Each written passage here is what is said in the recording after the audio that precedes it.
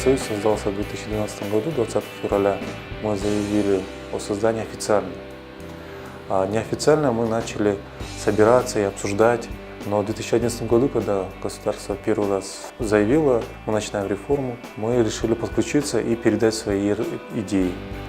Но, к сожалению, тогда мы увидели, что в 2011 году официальная концепция, которая предложена государством, она, в принципе, не отличается от предыдущих, которые были подписаны и приняты еще во время Акаева. Разницы никакой, просто общие слова. И мы изучили этот момент, и оказывается, что в предыдущих кампаниях гражданское общество и население не принимало никакого участия.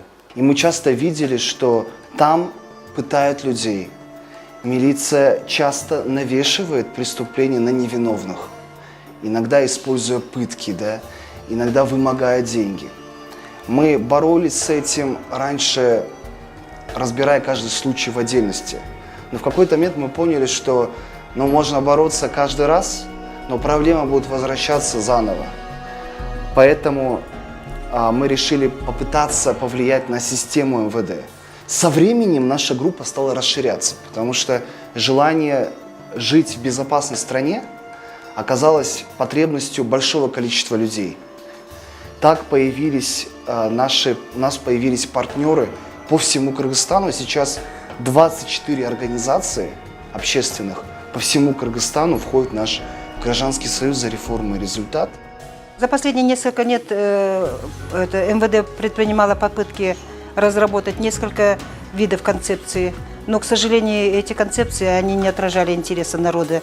Поэтому Гражданский союз был вынужден создать свою альтернативную концепцию для того, чтобы отобразить в ней предложения граждан. Мы ездили по регионам, собирали предложения граждан, и эти предложения мы включали в свою альтернативную концепцию. Когда создавался Гражданский союз за реформу результат, они из Бишкека приезжали в Ош. Здесь в Оше у нас проводили семинар.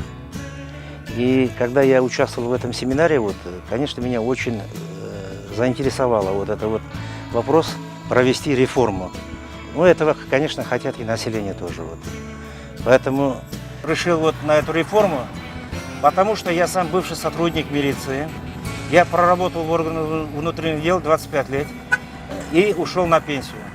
И эту систему я знаю изнутри. Допустим, мы предлагали обновление кадров, то есть тотальное обновление кадров, чтобы это было все открыто, честно, и тесты, чтобы сдавали, и все снималось на видеокамеру с участием журналистов, представителей средств массовой информации. Конечно, такого не произойдет, поэтому те идеи, которые они приняли, они дадут пользу. Сложности возникли с тем, что нет определенных процедур продвижения концепции. Поэтому мы вынуждены были продвигать альтернативную программу. Программу мы стали выдвигать через акцию сбора подписей в ее поддержку.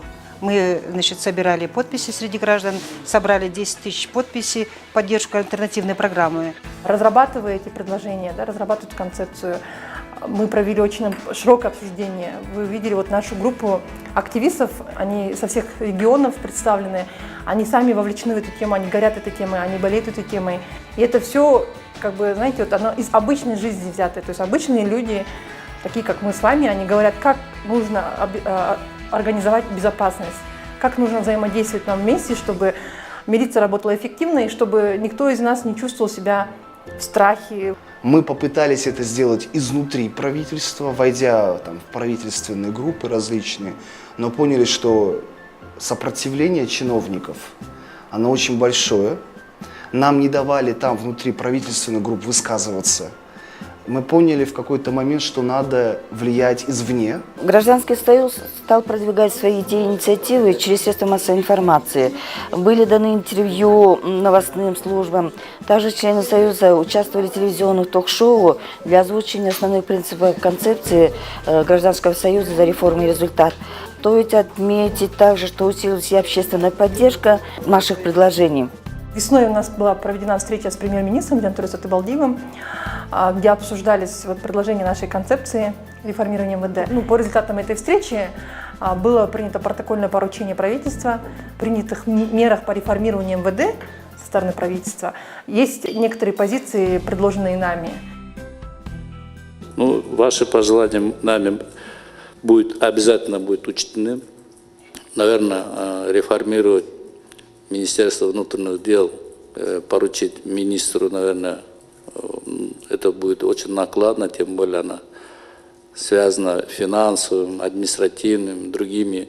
Поэтому премьер-министр, наверное, он обязан, наверное, возглавлять эту работу. Во-первых, правительство поняло, что общество может генерировать, создавать, продвигать качественные решения. Не просто кричать, не просто проводить митинги, пикеты и так далее, а именно продвигать качественные решения. Потому что у них-то как раз таких решений не было. Мы посчитали необходимым учесть две очень важные идеи, предлагаемой альтернативной концепции. Эта идея, они предлагали профессиональную подготовку курсантов не осуществлять уже на очной форме. Второе предложение для нас очень важно было. Учли их предложение о усилении гражданского контроля за деятельностью милиции. В частности, мы планируем, чтобы к критериям оценки работы милиции присоединилось внешний, то есть измерение индекса доверия населения к милиции.